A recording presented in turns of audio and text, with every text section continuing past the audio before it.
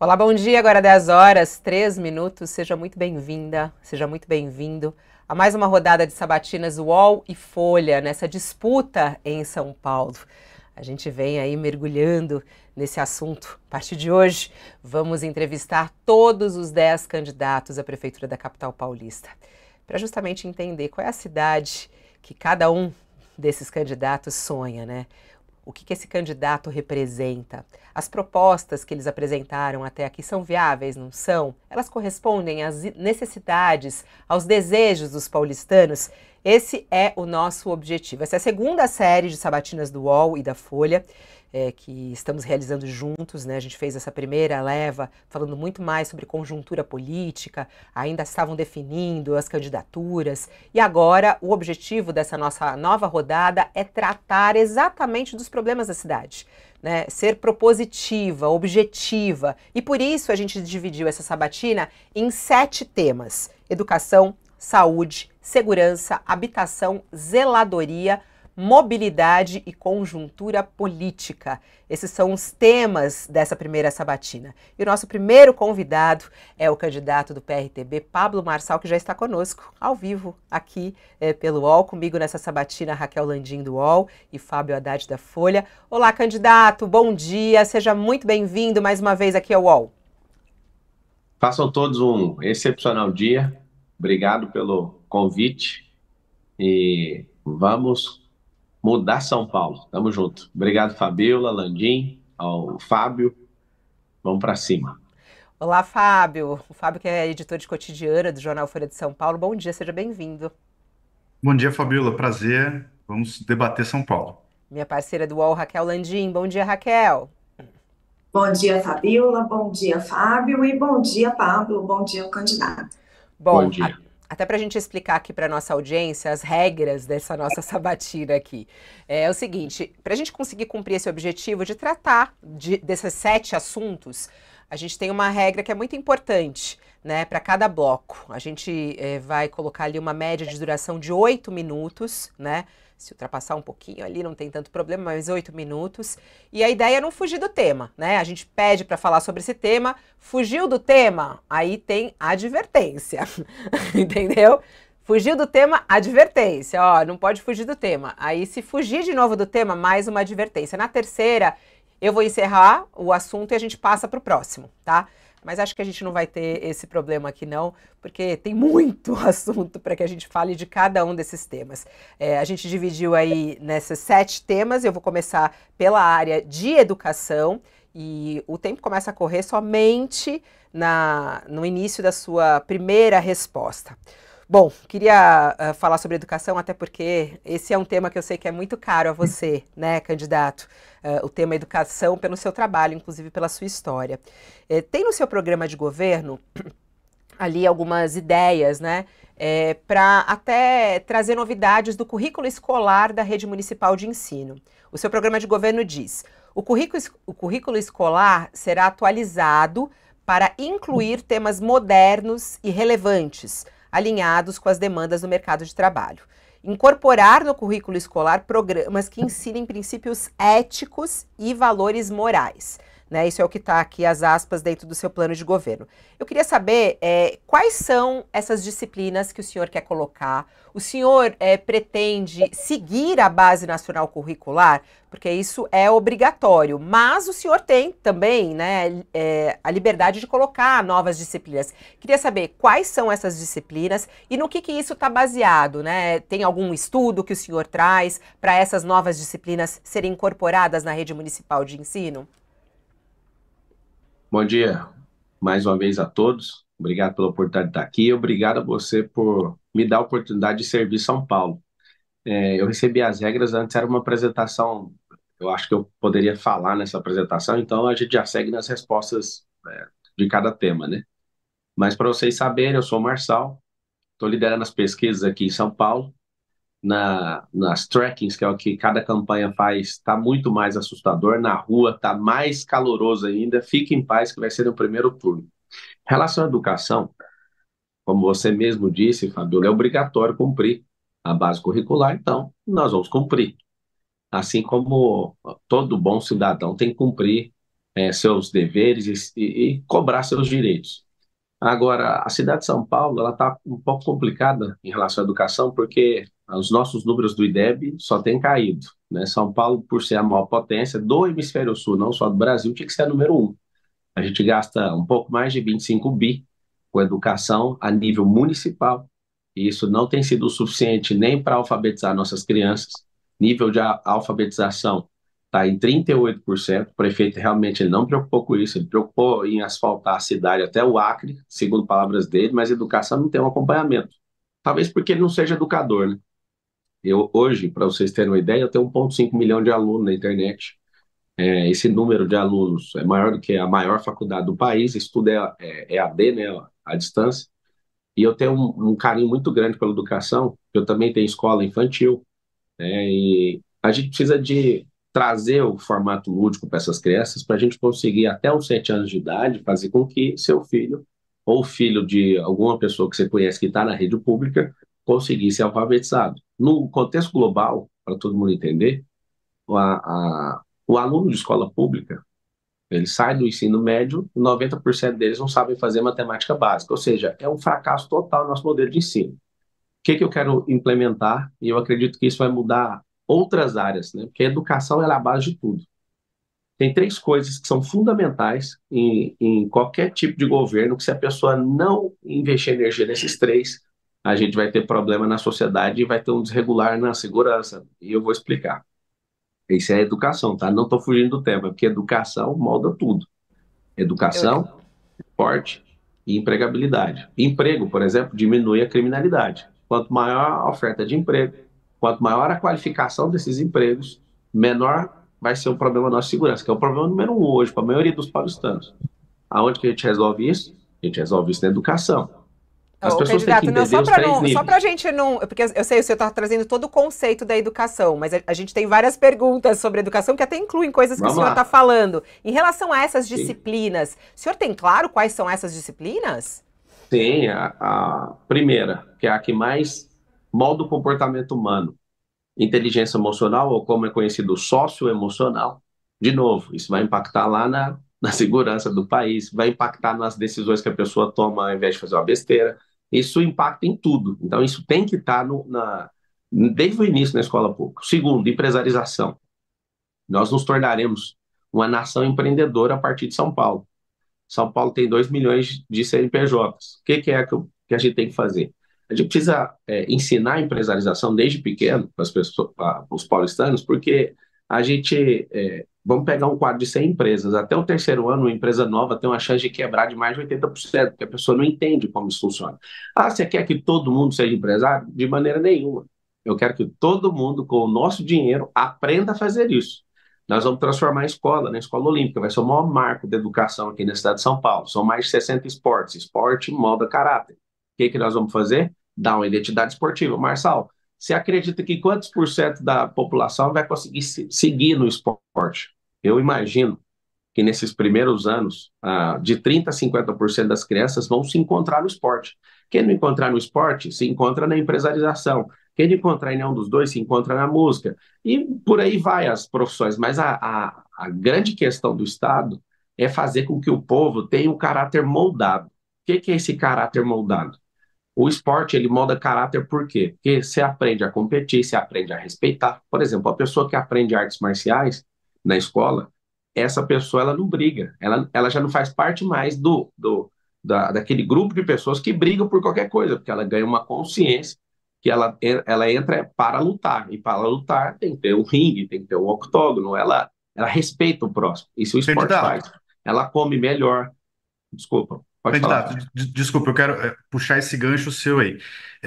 Você está falando sobre incluir novas disciplinas. Eu queria entender um pouco justamente as ações práticas que você pretende implantar e como pretende, porque o seu plano de governo fala, por exemplo, que o problema não é falta de recurso, mas falta de gestão, de foco, Sim. acompanhamento do aprendizado, fala de casos de sucesso no país. Como o senhor citou agora há pouco, o problema do aprendizado na idade errada em São Paulo é grave. O que de prático o senhor planeja fazer logo nos primeiros meses de governo? O que o senhor vai fazer no começo? A primeira coisa que a gente tem que fazer é treinar os professores. Eu não conheço nenhum processo que vá mudar a mentalidade de alguém na ponta da criança se eu não conseguir entrar no coração dos professores. Eu não sou pedagogo, mas eu sou um professor, né? As pessoas insistem em me chamar de coach, eu não sou coach, mas eu dou aula, né? Eu sou mentor de muitos empresários, de muitos trabalhadores. Tirando 1,5 milhão de alunos, talvez eu seja mentor no Brasil hoje de 12 milhões de pessoas. E aí, alguns não sabem até medir esse fenômeno, né, que eu fico ouvindo, né? Acho até bonito vocês usarem esse nome, o fenômeno, o fator Pablo Marçal, porque eu já venho mudando a mentalidade das pessoas.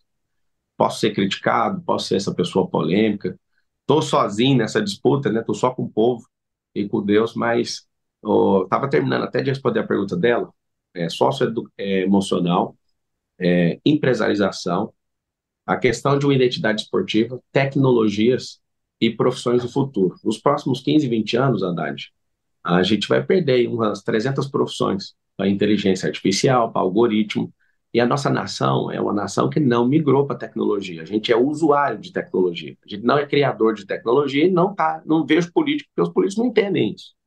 Eles estão apavorados, por exemplo, de eu não ter um minuto de televisão, nem rádio, sem as minhas redes sociais, ainda continuam crescendo nessas pesquisas e está apavorando todo mundo. Por quê? Porque existe, de fato, um extrato na sociedade que já me ouve. E aí, o que a gente precisa na educação, para fechar a resposta da Fabíola e complementar a sua? Se a gente ensinar profissões do futuro para um garoto da favela, esse garoto vai começar a sonhar desde pequeno fazer isso. Hoje tem 3 coisas que os meninos da favela querem fazer. Eles querem fazer jogador de futebol, aí se não tiver o talento, ele já desanima. Ele quer ser MC, por quê? Olha que interessante isso aqui, que todo mundo precisa saber. Ele quer ser MC, ele quer cantar, ou ele quer ser do crime. Isso eu falo no contexto, né, a maior parte das crianças. Tem gente que quer ser bombeiro, quer ser polícia. Só que essa são os 3 maiores, porque eu estou entrevistando as crianças e perguntando o sonho delas. Por que elas querem essas 3 coisas? Ou jogar futebol, ou ser MC, ou ir para o crime. Porque os 3 apontam para a prosperidade. E é um negócio assustador. Todo mundo quer prosperar. E o que a gente vai ensinar, que a esquerda pira e surta, é educação financeira. Como o próprio presidente Lula falou, num comício aqui em São Paulo, se a pessoa ganha mais de 4 mil por mês, ela tem uma renda superior a 4 mil, ela para de votar no PT. Então esse é meu sonho. Ensinar educação financeira para as crianças desde pequeno.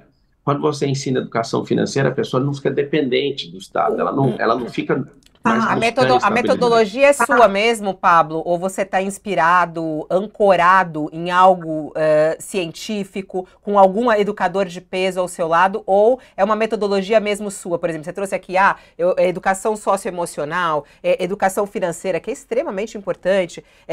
Tudo isso é baseado realmente na sua metodologia ou é ancorado em alguma metodologia específica? Essa é a lógica, né? A base natural das coisas. Não precisa de falar que é minha ou de alguém que está querendo promover alguma coisa. Isso é lógica. Se a pessoa não sabe lidar com dinheiro, ela é escrava de um governo que é assistencialista. Se a Pablo, então, pessoa não aprende... Eu já aplico isso nas minhas escolas, se você quer essa resposta. Agora, os Estados Unidos, eu vou só responder isso lá de eu passo para você. Eu ainda nem falei o que eu quero fazer, que é a revolução da educação no Brasil. A gente vai ter que ensinar todo mundo a ser investidor. Tem 3 níveis. As pessoas têm que aprender um trabalho, depois elas têm que aprender a empreender e depois têm que aprender a investir. São 3 níveis. E eu finalizo contando isso para vocês. Na Europa, mais de 70% dos europeus investem. Mais de 70%. Olha tanto que é drástico e por que vai ter uma revolução da educação na cidade de São Paulo. E no Brasil, consequentemente. Funcionando aqui, o Brasil é obrigado a copiar. Nos Estados Unidos, mais de 50%. No Brasil, 3%. Aí vocês vão aprender a fazer web, porque 3% é uma vergonha. Nosso povo não foi preparado para investir, nem para empreender e nem para trabalhar. A gente tá no nível engatinhando, que o trabalho é o básico. Tinha que estar todo mundo trabalhando, quem tem capacidade laborativa. Só que não está. A gente tem mais de quase 3 mil cidades no Brasil, tem mais gente ganhando assistencialismo do que trabalhando, pra você ter uma noção. Nós estamos no modelo educacional fracassado, escolarizado, precisa de educação. você tá trazendo conceitos nos quais você acredita. E eu queria perguntar das coisas práticas. Por exemplo, ensino integral. Você está dizendo que vai aumentar o ensino integral em São Paulo, que é uma demanda muito importante para a cidade, usando, vou até pegar o nome aqui, os centros para crianças e adolescentes. Os centros para crianças e adolescentes são para assistência social. um trabalho importantíssimo, mas é para criança com problema, criança que precisa de um atendimento, e ali tem atividade lúdica, atividade cultural. É muito diferente de você colocar aquela criança 7 a 9 horas na sala de aula. Como que você vai fazer isso na prática? Como que você Escola vai Olímpica. Escola Olímpica. Custa. 7 a 9 horas na sala de aula? No seu plano de governo está dizendo que é através dos centros para crianças e adolescentes, centro Isso é mais um item. social. Tá. Ou como que você vai fazer a escola em tempo integral? Vamos sair da teoria e entrar na prática. Vamos. Na prática, só vamos entrar no dia 1º de janeiro, porque até agora é a teoria. Tem uma diferença, Raquel, de plano e projeto. Não, você precisa trazer também Não, seu é porque você está pedindo prática, mas a prática só vai acontecer em janeiro. A gente continua na teoria. Não. Por que é teoria? Não, mas se você discordar, não vai mudar nada aqui. A prática é lá. Não é a gente tem. É o eleitor que está pedindo para você trazer. Então, tá bom. E eu estou já respondendo. Se você puder deixar eu responder, está tão elegante a entrevista, eu sigo respondendo. Claro. Vamos lá. Existe plano, que aponta para o rumo, e existe projeto. No dia 6, às 20h30, eu já vou começar a rodar os projetos. Plano é uma coisa. Isso aí é um norte, para onde nós estamos indo. Depois nós vamos para os projetos técnicos. Depois nós vamos para a prática. Para você que é paulistano e, né, entende o que a gente precisa colocar essa escola em tempo integral, porque você trabalha e seu filho fica jogado com alguém. Então, quando eu falei que eu vou transformar a escola na escola olímpica, além do que você falou, Raquel, a gente vai ter pessoas, vamos ter as crianças treinando, a gente vai descobrir a vocação esportiva de alguém, sabe para quê? Para cuidar da saúde dela, da saúde mental, da saúde física. Um centro olímpico custa R$ 1,5 milhão. Pra você ter uma noção, nós queremos fazer em todas as escolas. Não vai fazer isso no primeiro ano, no segundo, isso é progressivo, vai ser uma instituição, uma institucionalização de política pública para que as crianças estudem num período, na outra elas vão treinar. Nós vamos levar isso a chegar a um ponto de as crianças que forem para competições terem bolsas para rendimento, para crescerem nisso. A gente vai dedicar nisso. Não é para ocupar lugares apenas que já existem. A gente tem isso hoje, a gente quer ampliar, mas a grande verdade é que essa escola em período integral, ela é baseada naquilo que é o esporte. E tem mais de 60 modalidades, nós vamos descobrir a vocação que o seu filho tem para a gente ocupar a mente dele. Presta bem atenção o que eu tenho ouvido quando eu vou nas favelas. Por favor, o número 1, tá? Eu gosto de perguntar, Landim, para as mães, o que você faria se você fosse prefeita? Todas, é um negócio incrível. Todas não, 9 cada 10 que eu fiz essa pergunta, elas falam assim, cuida das crianças. E aqui eu quero deixar claro para todos vocês que eu fiz uma aliança com 2 crianças. Esse relógio que eu carrego aqui é do Theo, lá do Jardim Rosana, no Campo Limpo. E essa pulseira aqui, ó, é da Clarice. O Theo tem 8 e a Clarice tem 12. O do Theo, quando ele me deu... Deixa eu só terminar a resposta. Sim. Para mostrar que eu tenho uma aliança com o povo e que esse relógio é um tempo novo para as crianças e para os mais pobres. E eu me propus a andar com esse relógio para marcar esse novo tempo na cidade de São Paulo. Então nós vamos, além de ocupar e trazer recreação para o seu filho, a gente vai fazer seu filho ser um atleta de alto rendimento. Por quê? Para ele te dar orgulho, para ele honrar a senhora e o senhor, que é pai dele. Na maioria dos casos é sua mãe que responde, porque a maioria dos lares nas favelas são liderados por mulheres. Eu sinto essa dor. A minha mãe, por alguns anos, nos criou dessa forma. Ô, Pablo, é muito interessante o que você falou agora, né, de cuidar das crianças, né? Nós somos pais, você tem 4 filhos, né? Eu tenho uma filha, a gente sabe o quanto isso é importante. Tem um assunto que as pessoas falam que é polêmico e tudo mais, e que é difícil, né? Já que a gente está falando sobre novo conteúdo e o foco das escolas, educação sexual nas escolas. Né? A gente tem aí o uso da internet de uma maneira descontrolada, tem até um movimento em São Paulo, Desconecta e tudo mais, as crianças na internet. Me chamou a atenção até uma fala sua no Flow, que eu falei assim, nossa, eu fiquei bem impressionada, né? Que você falou, nossa, Igor, eu fiquei preso, tuas aspas, né? Fiquei preso por 20 anos na pornografia, desde os 5 anos de idade. Fiquei impressionada com essa idade, 5 anos de idade. Bom, a gente sabe sobre o risco disso para as crianças, né? Crianças pequenas que às vezes não têm acesso, não têm um cuidado maior. Você acha importante ter esse conteúdo de educação sexual nas escolas, justamente para reduzir a violência sexual contra as crianças, que acontece muitas vezes dentro de casa? você ter uma noção, quando eu tinha 5 anos, não tinha essa internet desse jeito, que era só apertar e ver qualquer coisa aí, né? Eu acho muita gente a se libertar de pornografia. Eu fiquei 20 anos preso nisso. E na escola, a gente não pode falar nada de erotização. Ali não é o ambiente para isso. A matéria vai chamar, e deve se chamar, segurança sexual. Para a criança não confiar em ninguém em relação à sexualidade dela, para os pais também terem orientação, porque tem famílias que não têm orientação. Sempre perguntar para o filho se ele está tendo um comportamento estranho. Uma das coisas que mais preserva uma família, Fabiola, e inclusive a gente quer instruir os pais em relação a isso, porque não existe educação sem instrução para os pais. Na escola que meus filhos estudam, que inclusive é minha, os homens, nós estamos lendo um livro chamado Criando Meninos, do James Dobson. Então, os pais, eles estão lendo e estão sendo transformados, porque mostra que o maior cuidado que a gente tem que ter na sociedade é com os meninos. Olha que coisa interessante. As meninas são mais delicadas, mas são os meninos que têm a maior quantidade de morte precoce, delinquência, suicídio. A maior parte é eles que vão para a cadeia. Então, o regulador da sociedade é o pai, dá muita atenção para o homem, porque o homem ele é alguém desgovernado. A sociedade está nessa decadência por causa do homem. Respondendo a sua pergunta, deve-se falar sobre segurança sexual e não erotização. Por quê? Ah, Quando você coloca, só um pouquinho, quando você entra com um assunto e não põe limite nesse assunto, aí vem um militante, seja de qualquer ala, não estou falando do que ele é, e se ele é uma pessoa que não respeita esses limites, ele vai começar a falar e levantar a bandeira dele, o pensamento dele.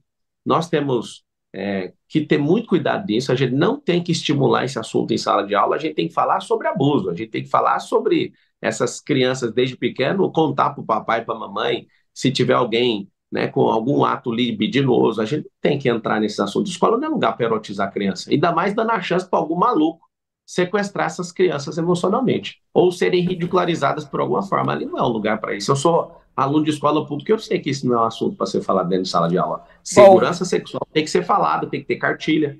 Agora, o que cada um pensa sobre sexo, isso aí seria o fim do mundo, destruir as nossas crianças.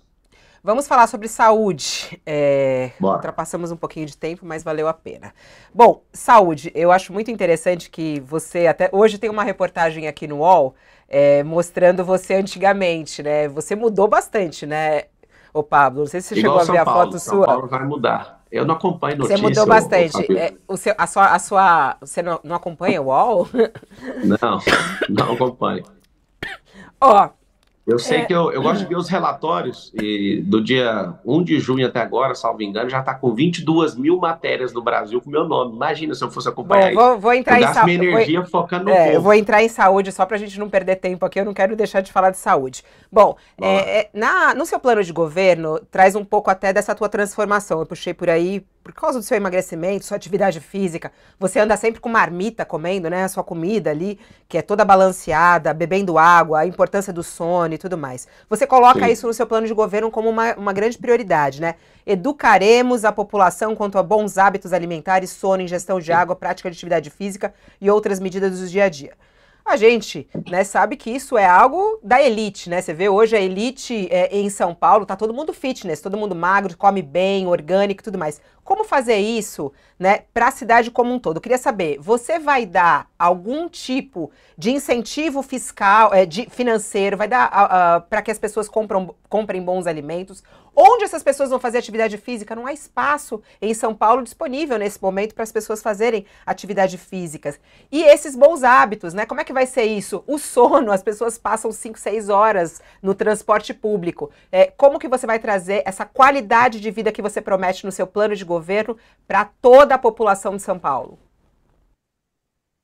Uma coisa que eu fico chocado em ver é a capacidade que todo mundo tem de se destruir e de virar uma máquina, né? Toda hora alguém olha para mim e fala, eu estava em reunião até 2 horas da manhã hoje, e as pessoas, vai dormir que você está cansado. Eu falo, cara, só vai me encontrar cansado na lápide, se você tiver a sorte de ir no meu velório, que até que enfim o homem descansou. Todo mundo tem o mesmo estado de energia. Quando você fala assim, comer bem ou cuidar da saúde é coisa da elite. Não, não é coisa da elite. É porque a vida, do jeito que as pessoas escolheram viver, e a situação de falta de gestão de uma cidade impacta no resultado final da pessoa, que é a paz, é o desfrute dela. O que eu sugiro, tá?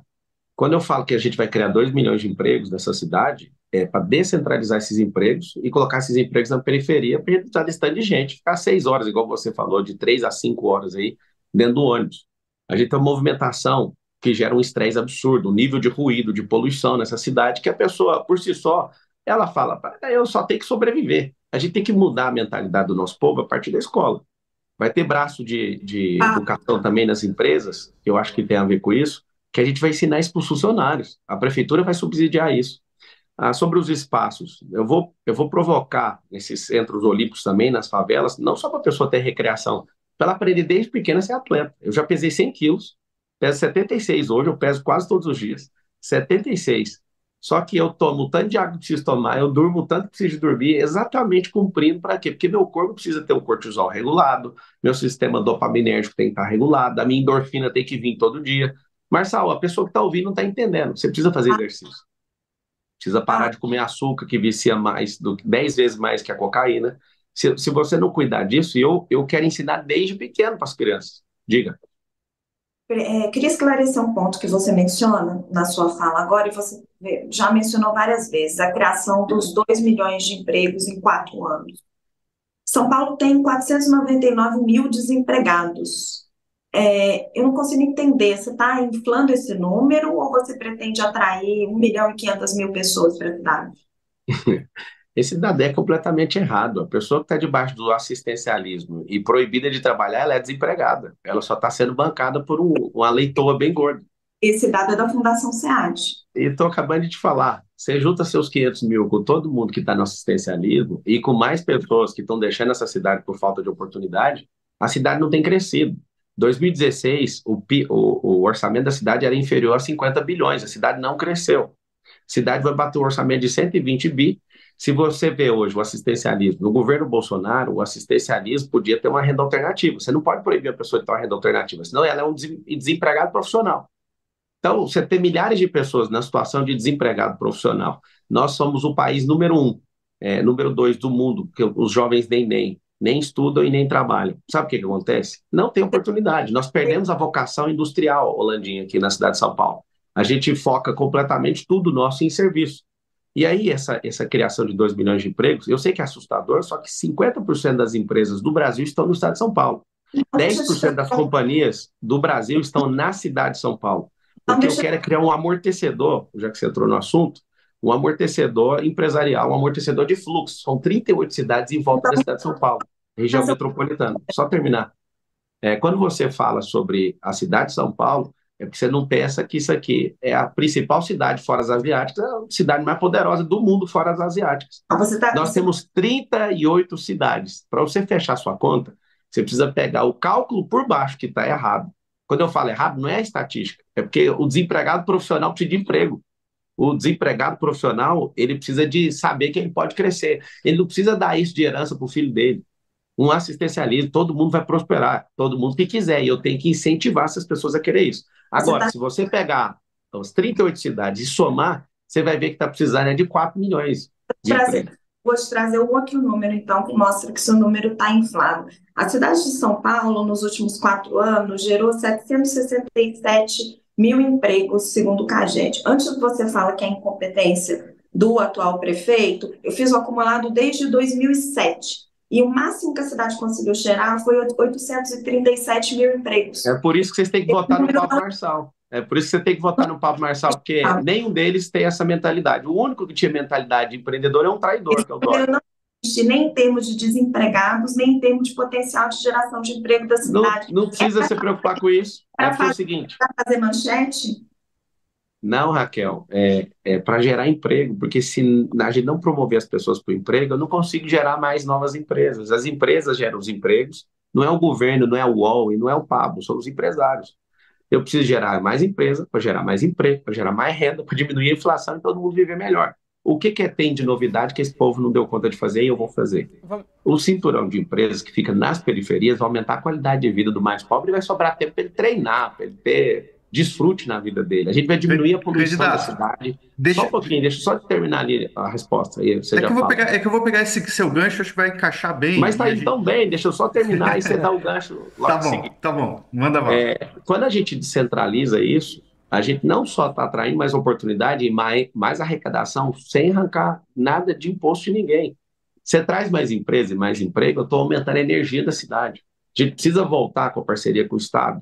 A gente precisa voltar a trazer as indústrias. São Paulo, a cidade de São Paulo perdeu as indústrias nos últimos anos. E assim, se você tem isso, cria infraestrutura, a gente precisa de trazer gente qualificada também. Para quê? Para abraçar esses empregos, e principalmente os empregos tecnológicos. Quando o Certo. senhor fala Não, contra o vamos para a desemprego, saúde, Raquel. Vamos para a saúde. Eu quero saber. O Fábio tem uma pergunta de saúde. A gente está no bloco saúde. Vamos lá, Fábio. Mudou para saúde. Vamos lá, saúde. Vamos voltar para a saúde, então. De novo, no seu plano de governo. O senhor fala lá em combater a fila da saúde com parcerias com instituições privadas de saúde, também fala em programa de ocupação de vagas ociosas em hospitais privados. Quem lê isso, cidadão de São Paulo, imediatamente pensa em Corujão da Saúde do Dória, o senhor acabou de citar ele aí. O programa do Dória realmente teve um impacto inicial, uma movimentação na cidade, foi importante, mas ele não atacou o problema da morosidade das marcações de exames, tanto que a fila continua até hoje. E segundo especialistas, não há grande ociosidade nos hospitais privados, tirando o horário noturno, quando aí não há equipe, né? O custo disso seria muito alto. Em que o seu projeto é diferente do Corujão da Saúde? Por que ele vai dar certo e o Corujão não deu? Ele vai dar certo porque a gente vai fazer parceria com outros municípios, com o Estado, né? A gente vai colocar hospitais provisórios. Eu vou cumprir uma promessa para todo mundo que está me assistindo, pode avisar todo mundo. Tem gente que está há 4 anos numa fila de exame, e aí precisa tirar uma pedra dos rins e aquilo já está necrosado. Isso vai dar uma complicação muito grande para a pessoa e vai custar muito mais para nós todos para resolver esse problema da pessoa, quando que ela não tem a sorte de esperar tanto, ela acaba morrendo. Tem algo em torno de 447 mil pessoas em situação de espera para fazer exame e 192 mil pessoas aproximadamente para fazer cirurgia. Olha qual que é o problema. Eu me proponho a olhar o problema número 1 da cidade. Como todo, o paulistano decretou que é a segurança, porque realmente perdeu o controle. Mas se a pessoa não tiver vida, o que é a segurança? Então nós vamos dedicar nos mais pobres que estão precisando hoje. Nós vamos fazer um mutirão, não só com ociosidade de hospital, mas eu vou pedir, inclusive, ao Conselho de Medicina Nacional, a caráter de emergência, para a gente salvar esse povo nosso, para voltar àquela questão do exame à distância. Por quê? Porque a gente precisa detectar logo os problemas, e esses problemas, para ir diminuindo também esse tanto de entrada nas UPAs, a gente hoje, para você ter uma noção, 30% de toda a entrada que a gente tem nas UPAs é de gente que se acidenta. Aonde? Aonde não tem calçada. Nós temos que fazer um pouquinho, alguns milhões de quilômetros não, milhões de metros quadrados de calçada na cidade. Então as pessoas estão sem calçada, isso está gerando um problema na saúde. Agora, você imagina, a gente ensinando a pessoa a cuidar da vida dela, no braço empresarial, né, no braço de ensino nas empresas. Ensinando desde pequeno, a gente vai ter a questão da saúde não como remediação, mas como prevenção. As pessoas cuidando delas, vai ser um marco a minha entrada na prefeitura, porque eu vou militar todos os dias nisso. Porque um povo saudável, um povo que desfruta, é um povo que produz mais e um povo que vive mais. Só que a intenção de quem hoje lidera o governo é que as pessoas vivam menos por causa da Previdência, porque parece que as contas que esses caras fazem não dá para pagar a aposentadoria de todo mundo. Então, a grande verdade é que, para terminar esse assunto, a gente precisa unificar esses prontuários. Todo mundo tem praticamente, né? Ou um vizinho tem, alguém tem um celular na mão, a gente tem que usar a tecnologia para isso.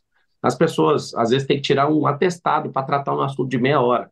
A gente precisa, sabe de quê? De colocar essa prefeitura na mão da pessoa. Então, a gente vai criar, assim, mutirões para zerar isso. Eu fiz uma promessa, isso é uma promessa que eu estou dormindo com ela todo dia e eu vou cumprir. Zerar as filas de exame em 18 semanas. Isso é muita coisa. E vai vir um problema gigantesco, que eu já medi com a equipe de saúde. Vai vir muito mais cirurgias para serem feitas. E é aí que vai entrar. Vou entrar com parceria público-privada, que é essa que você falou. O Dória, já que você tocou no nome dele, ele fez um governo de 6 meses, depois empolgou e foi embora para o governo e largou a prefeitura. Ele ficou 1 ano e 90 dias e as coisas que ele acabou testando e funcionando foi tudo por água abaixo. O que a gente precisa fazer? Não é um trabalho de uma cidade, porque também, eu estava no Hospital da Criança e do Adolescente, o que eu vi de pessoas de outros estados e de outras nações ali, São Paulo é uma referência. Então, a gente precisa de energia de todo mundo. Nós vamos pedir ajuda para todo mundo para tratar casos específicos. Agora, uma coisa que vai resolver, vai desafogar os hospitais públicos. A Prefeitura de São Paulo tem 41 mil imóveis. Isso é uma baderna, questão de gestão, A desculpa gente falar, mas é vai, uma ô questão... Pablo, a gente vai falar Não, sobre mas isso só em explicar a última habitação. coisa de saúde. Não, mas esse assunto aqui eu prefiro falar menos de habitação para o povo entender qual que é a solução da saúde. Precisamos pegar imóveis que não têm destinação nenhuma para fazer casas de apoio para desafogar os hospitais. Isso eu conversei, né, com doutoras ali no Hospital da Criança e do Adolescente. Se a gente tiver essas casas de apoio, a gente desocupa os leitos. A gente está com ocupação de leito e pessoas ficam meses ali porque elas não têm para onde ir. Eu vi bolivianos ali, eu vi venezuelanos ali, e a gente trata como se fosse paulistano. Por quê? Porque a gente aqui de São Paulo acolhe todo mundo. Só que tem como a gente pegar esses imóveis da prefeitura e começar a permutar isso e colocar isso próximo dos hospitais. Para quê? Para desafogar os leitos. Coisa mais inteligente para resolver o problema de hospital é criar casa de apoio e trazer a iniciativa privada para ajudar nisso e criar movimentos para desafogar, porque elas já foram operadas e precisa desocupar o leito. Vamos entrar num Obrigado. assunto segurança pública, que é o que os paulistanos mais temem, inclusive, né, na nossa cidade. Raquel, começa aí. Segurança pública. Um dos suas principais propostas para a segurança pública é triplicar o efetivo da Guarda Civil Municipal. Você tem ideia de quanto custa isso? Tem, 100 milhões de reais. Só que isso precisa ser ao longo dos anos. Olha, não é o cálculo que é o cálculo oficial. A folha anual hoje da Guarda Civil Metropolitana custa 700 milhões de reais. Para triplicar essa folha vai chegar a 2 bilhões e 100 milhões de reais. É 1 bilhão e 400 milhões de reais a mais. Além disso, vai precisar fazer concurso, comprar farda, treinar. A academia hoje só consegue formar 1.000 guardas a cada 6 meses. Não tem nem armário para o pessoal guardar esse armamento. É praticamente impraticável em 4 anos. Como é que você vai fazer isso? Não vai fazer em 4 anos. O problema é que todo mundo quer fazer alguma coisa em 4 anos, vai embora e o outro larga. Isso é uma política institucional. A cidade de São Paulo, ela pode chegar até 24 mil. Eu propus 21 mil. A cidade do Rio de Janeiro, que é super violenta, tem mais guardas municipais per capita do que São Paulo. O progresso desse valor que você falou está correto a sua conta, só que a gente vai começar com esses 100 milhões de reais, que é o que o orçamento aguenta. Se não houver economia, se a gente não tirar o dinheiro da onde a gente precisa tirar, não tem como chegar nisso. Eu sou um gestor. O governo está dizendo que você vai triplicar. Esse é o plano, isso mesmo. É porque você tem que entender o seguinte: a gente só tem política eleitoreira. Nós precisamos de colocar a cidade no rumo para isso aqui virar a capital do mundo. Não dá para resolver nem um plano de governo nem de 4 anos. O plano é um rumo. É que não Você pode precisa de enganar o rumar para um eleitor, lugar. né, Pablo? Porque quando você fala isso, é muito interessante isso que a Raquel está perguntando, porque quando fala assim, vamos triplicar a Guarda Civil, aí o pessoal está achando que vai acontecer isso agora. Eu acho que esses Não, cálculos mas da é Raquel simples. são muito Todo mundo que me importantes. pergunta igual vocês estão falando, eu sempre respondo. Isso não funciona agora. Você já mostrou a capacidade de treino, você já mostrou a capacidade de caixa. É assim, gente, é igual você que está assistindo. Você ganha 4 mil, 5 mil por mês. Um dia você vai comprar sua casa. Hoje você não dá conta, mas seu projeto é esse. Você precisa começar e não desistir. O que todo mundo tem que entender, só um pouquinho, que eu estou respondendo, por favor. O que todo mundo tem que entender é que a gente não tem uma política institucional para o crescimento da cidade, que a gente tem a campanha eleitoreira. A cidade precisa chegar nesse número. É isso que eu estou mostrando no plano. A viabilidade disso vem no 6 de outubro. Não adianta. Todo mundo, eu desafio todo mundo a pegar esse plano de governo, leia os 10 para você entender. São sonhos para a cidade. Depois vai para a viabilidade técnica e depois vai para a prioridade. Em relação a escolher um pouco de dinheiro, só um pouquinho, em relação a escolher sobre aumentar essa guarda toda de uma vez. Então, por exemplo, se a gente coloca os empregos, que é o que a gente vai fazer, o subsídio de 7 bilhões de reais que está ali dentro do transporte coletivo, eu consigo carregar ele com preço e promessa. Eu preciso que vocês entendam que se não tiver a dinamicidade na questão da gestão, não vai achar o dinheiro. Agora, a progressão disso, não só isso, mas a operação delegada, inclusive aos policiais militares, nós vamos dobrar isso, tá? Por quê? Porque a operação tem dado certo e nós vamos aumentar o valor. Por quê? Porque a segurança é o item número 1. Agora, só para terminar a resposta. Como é que funciona na gestão? Tem um dinheiro alocado de forma errada. Se a gente continuar, inclusive, tem gente querendo subir para 10 bilhões o subsídio de transporte, a gente vai criar esses empregos aí, vai diminuir o subsídio do transporte, isso não vai impactar as pessoas, porque vai diminuir a demanda de transporte. Aí eu vou carregar esse dinheiro para lá. Aonde que está a inteligência? Não é num papelzinho que você está lendo e falando assim, tem que cumprir isso aqui. Não é questão de cumprir, é questão de dinamicidade na gestão. Eu tiro o recurso de um lugar, isso funcionando, nós vamos zerar as filas daqui. Isso é periódico. Então, eu preciso primeiro atacar o problema de salvar as pessoas, depois o problema de emprego, e depois chegar na segurança. E a lógica é essa. Quando eu te respondi 100 milhões, esses 100 milhões é o que hoje dá para fazer, de onerar a folha, onerar o orçamento da prefeitura. Agora, na dinamicidade da gestão, vou diminuir esse subsídio ali e aplicar aqui. Isso com a criação de emprego, porque não é tirar o que a população já tem hoje. Candidato, então vamos lá, porque plano de governo não são sonhos, plano de governo são propostas que o senhor faz ao cidadão e o senhor vai ser cobrado por ela daqui a 4 anos. Para triplicar o efetivo, o senhor gastaria 1 bilhão e 400 milhões de reais. O senhor já te falei de onde que dá para tirar esse dinheiro. Só um minutinho. O senhor está dizendo agora que o senhor só pode gastar 100 milhões de reais. Então, vamos rever o seu plano de governo e mostrar para a população de São Paulo. Com 100 milhões de reais, quantos guardas civil metropolitanos a mais o senhor vai colocar na Guarda Civil? Já está na conta os que vão ser chamados e dobrar a quantidade de pessoas que já estão, que foram aprovadas em processo seletivo. Para trazer mais 14 mil, o senhor vai gastar 1 bilhão e 400. Então, se o senhor só tem 100 milhões, quantos mil o senhor vai trazer? A sua proposta é bem mais modesta. É o seguinte, Raquel, essa questão de trazer esses guardas, isso vai ser progressivo, porque quanto mais emprego eu tiver, a segurança também vai precisar de menos gente. O que eu quero que você entenda é que vocês... eu acho interessante o que vocês estão fazendo, porque a realidade da cidade vai mudar. O tráfego, a mobilidade vai chegar na hora aí, ela vai mudar. Não é um negócio que você fala agora, é por isso que eu estou te falando, um plano de governo ele é um rumo. Nós estamos indo para um rumo, aí vamos para os projetos técnicos e vai ter que priorizar. Igual a pessoa que está assistindo precisa de lidar com o orçamento da casa dela. Ela marcou uma viagem, a família vai viajar. O orçamento não deu, vai ter que deixar isso para depois. A gente vai estabelecer as prioridades. A prioridade número 1 é gente. Prioridade número 1. Com tecnologia, com a análise preditiva e com anticrime, sabe o que vai acontecer? Talvez essa demanda diminua. E o povo vai falar, isso é inteligente. Parabéns. Por quê? Porque caiu a criminalidade. Exposição de emprego, tecnologia na criminalidade, o anticrime, talvez isso vai ter que ser revisto. Eu não tenho vergonha de falar nada disso. Não tem problema nenhum. Ah, você prometeu. Eu estou prometendo e mostrando a realidade. Isso depende de caixa. A gente tem dinheiro? Tem dinheiro. Tem que priorizar isso. Eu já expliquei de onde que pode tirar o dinheiro para fazer isso.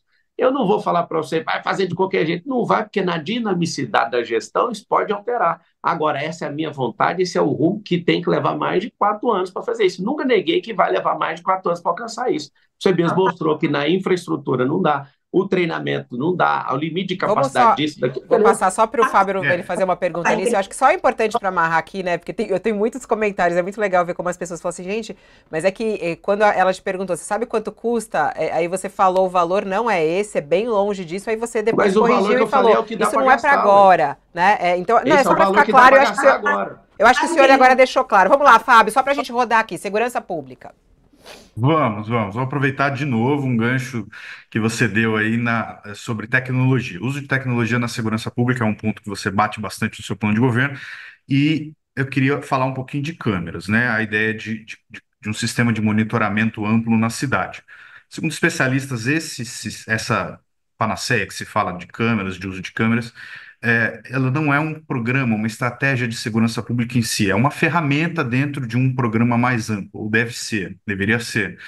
Um dos efeitos que se estuda sobre o uso de câmeras em segurança pública é a movimentação da mancha criminal. No português, claro, o bandido sai de um lugar e passa a roubar em outro onde não tem câmera. Você não resolve o problema da segurança pública.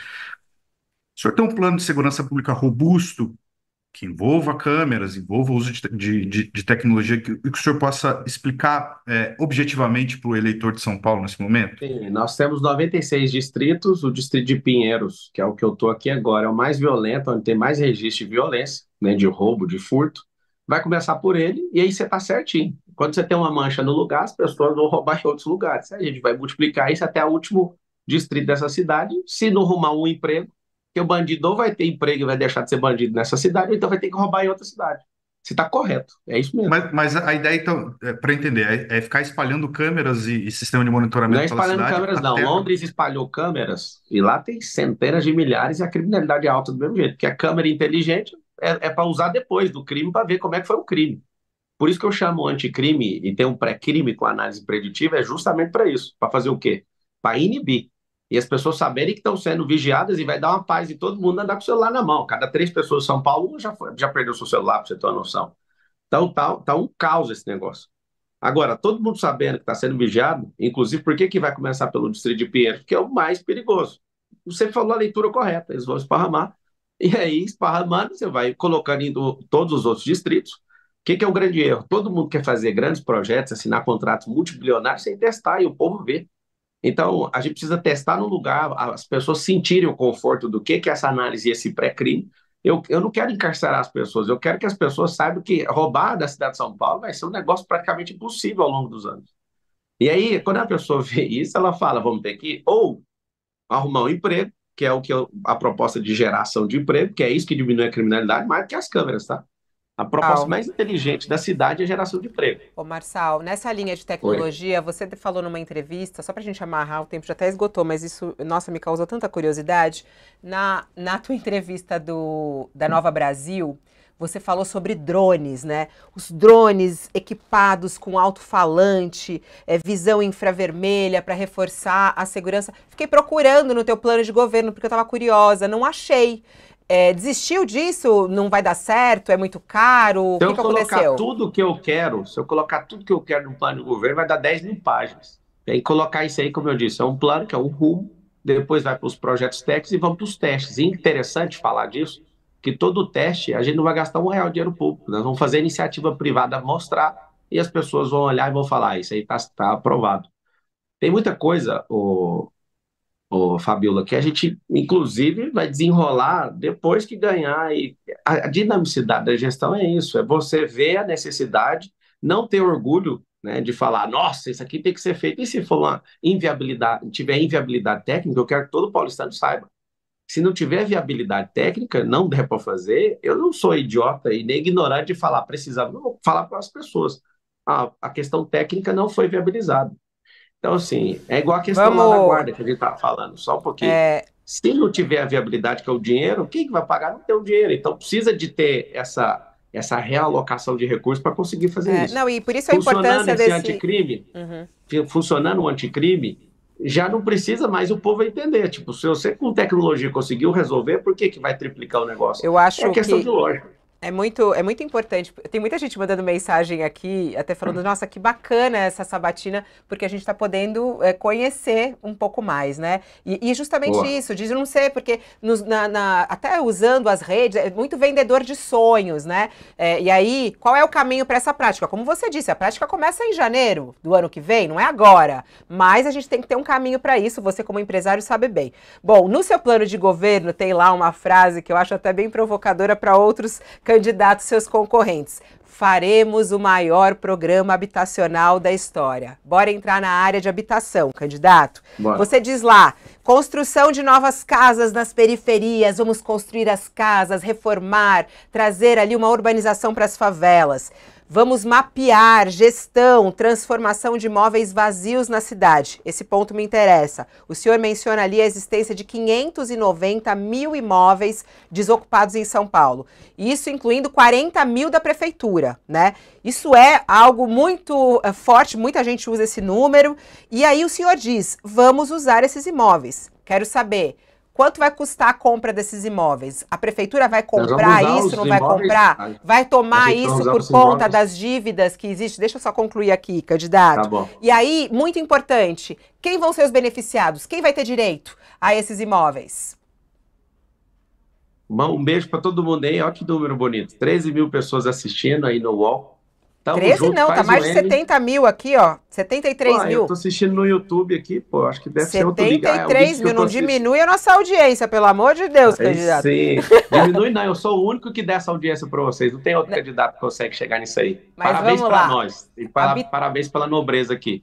Eu fiquei curioso de ver você fazendo a pergunta e meio que interpretando como se eu fosse um sonhador. Eu tenho que assumir, eu sou um sonhador, da onde eu vim até onde eu cheguei, Fui sonhando, trabalhando pra caramba. Eu tinha um sonho de dar uma casa para minha mãe. O primeiro imóvel que eu comprei, para vocês conhecerem a pessoa que vai ser o prefeito de vocês, o servo de vocês dessa cidade, ao invés de comprar um carro para mim, eu fui lá junto com a minha esposa, a gente comprou um imóvel para minha mãe. E isso me fez prosperar muito.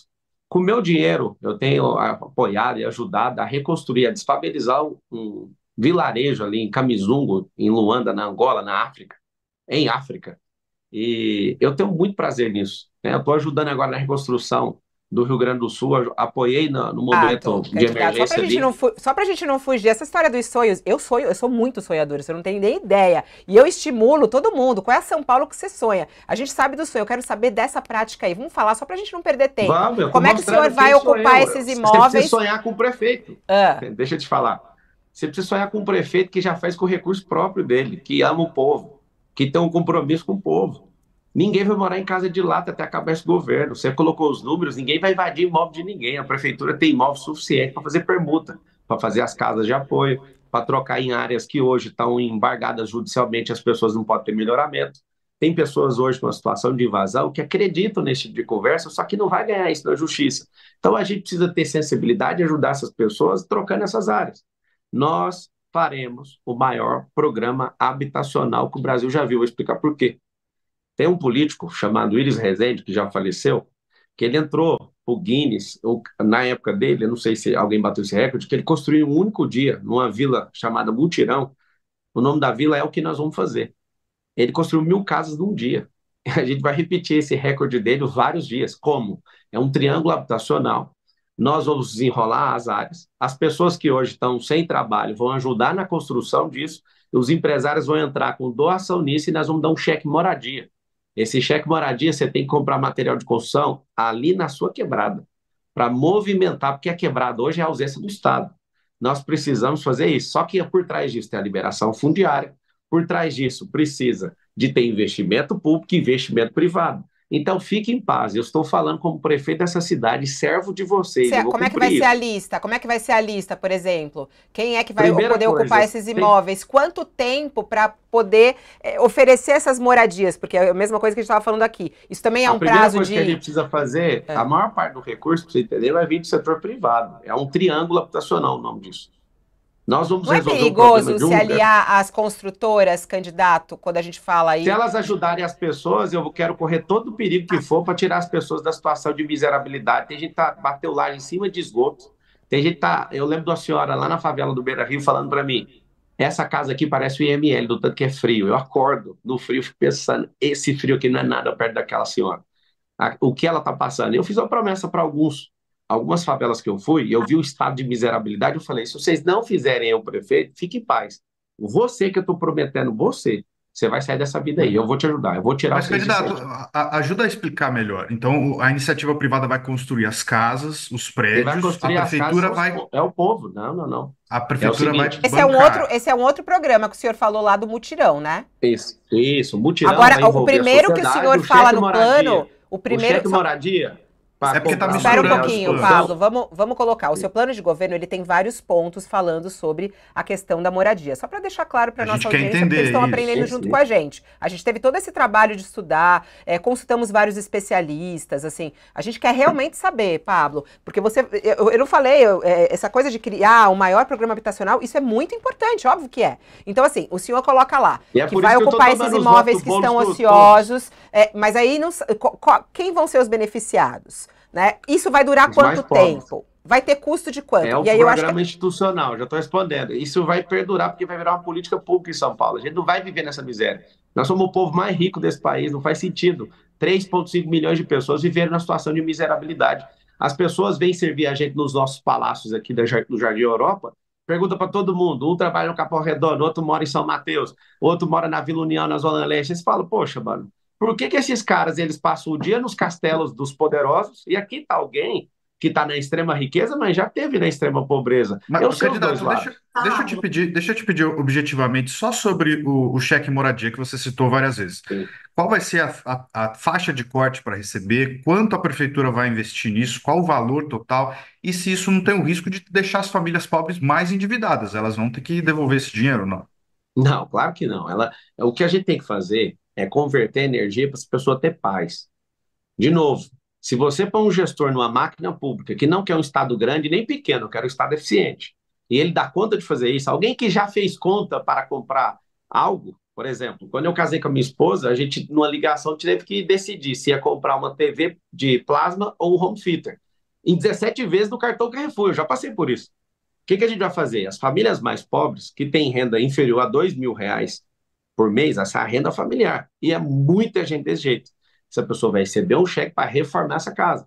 Só que para reformar essa casa, primeiro eu tenho que fazer a liberação fundiária, que é liberar a escritura. A dor hoje na quebrada é que as pessoas têm que receber a correspondência lá na entrada. Não tem logrador público, não tem endereço para receber isso. Se eu não tiver isso, não dá para construir uma casa num lugar que não tem liberação.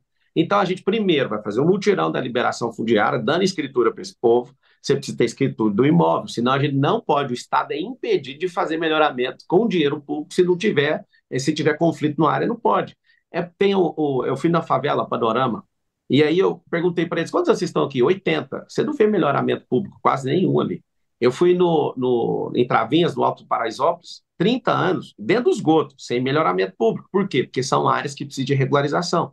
Primeiro passo, precisamos regularizar as áreas. Vocês podem contar comigo. É isso que tem feito o petista votar em mim, para você ter uma noção. As pessoas confiam porque eu já faço.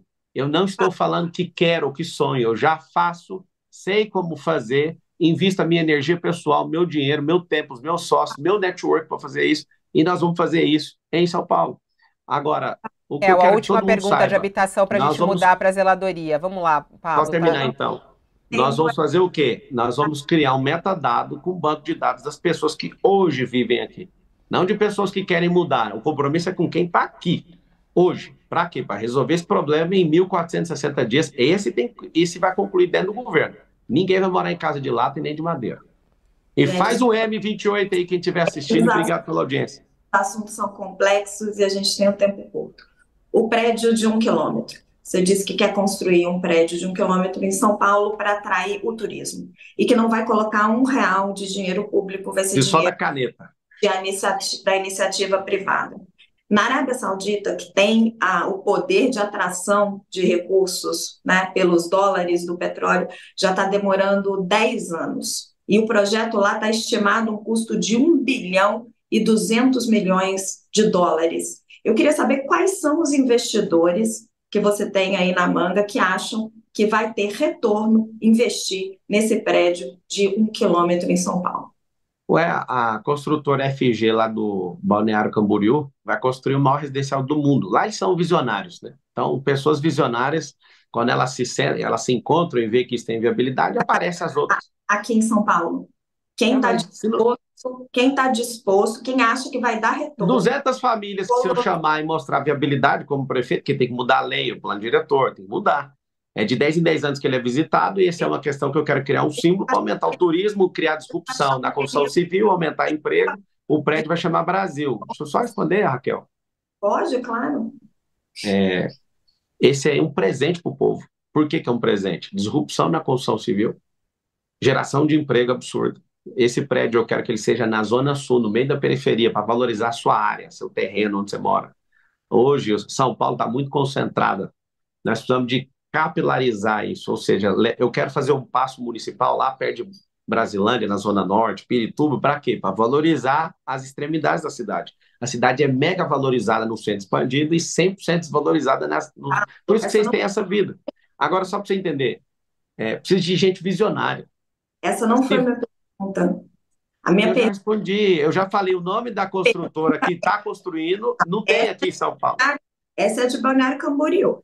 Isso mesmo, se não tiver nenhum em São Paulo, a gente tem que trazer gente dos Emirados Árabes, porque é lá que construiu o maior de 828 metros.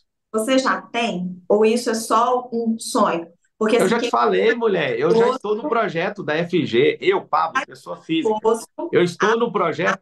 R$ 1,2 bilhão e acha que vai tirar esse retorno em turismo na Zona Sul de São Paulo. Você falou o valor errado. Esse valor aí não existe para construir um prédio de 1 quilômetro de altura. Então, a gente tem que mudar todo mundo para lá, porque está barato demais a construção lá. Não falei valor errado, não, está certinho. Não está, porque não termino uma obra dessa. Eu sou construtor. A metragem quadrada e a tecnologia para fazer um prédio desse não termina. O valor não está errado, não. Tá Tá certo. errado. Não constrói um prédio com 1 Tá bilhão certo. de reais. Não é dólar, não. 1 bilhão e 200 mil dólares, e a minha Ah, pergunta é você porque você não falou respondeu. reais. É porque Não, você tinha falei falado reais. Então ah, volta a fita depois. Você falou Bom, reais. gente. 200 mil dólares. Você não vai conseguir Resumindo, você vai ter uma sala lá, Landi. Você vai ter uma sala lá. Você minha vai fazer pergunta. podcast nesse Eu não, prédio. eu não preciso de sala lá, eu só preciso que você responda a minha pergunta. Qual que é Isso a outra pergunta? é um sonho ou quem são os investidores que estão dispostos, que acham que vale a pena aplicar esse dinheiro e que vai recuperar isso em turismo? Eu acho que uma conversa levando 200 investidores para fazer isso. Esse é o de menos. Ninguém vai gastar Não dinheiro público com isso. é o que é o Agora, projeto de pé. primeira coisa, para ter um projeto desse, eu preciso ganhar a prefeitura. Porque chamar alguém para bancar um projeto sem o cara ser prefeito e sem peitar a Câmara, sem peitar o plano diretor, quem vai investir? Eu sou investidor profissional, ninguém vai investir. Num Agora, outro você precisa assunto. colocar o Marçal para prefeito no dia da Eu vingança, no dia 6 de quero, outubro. Vocês vão apertar 28 na urna que vocês vão candidato, ver o prédio. quero entrar num outro assunto Diga. que Diga. traz muita Faz o M, tristeza todo para a cidade. mundo. Traz muita tristeza para a cidade de São Paulo quando eu estou aqui nesse momento, inclusive estamos todos aqui, nós três, no centro de São Paulo, e a gente vê a quantidade de pessoas morando nas ruas. Né? No seu plano de governo, o senhor traz um número que até é questionado, até pelo próprio prefeito, de 80 mil pessoas vivendo nas ruas.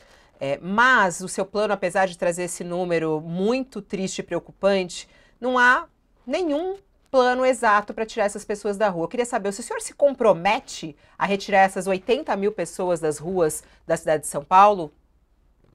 O nosso coordenador do plano de governo é o Sabará, que era secretário, já foi secretário da prefeitura e secretário do governo do estado, saiu me conhecendo, sabe aonde?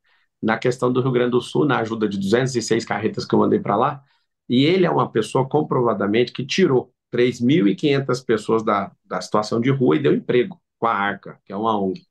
Hoje, essa assistência, né, de tirar essas pessoas e cuidar delas, algo em torno de um pouco mais de 2,6 bi no orçamento, só que 1 bilhão é destinado para essas ONGs que estão ajudando nisso. Só que tem ONG tipo a Craco Resiste que recebe dinheiro público para manter, para fazer esse negócio continuar.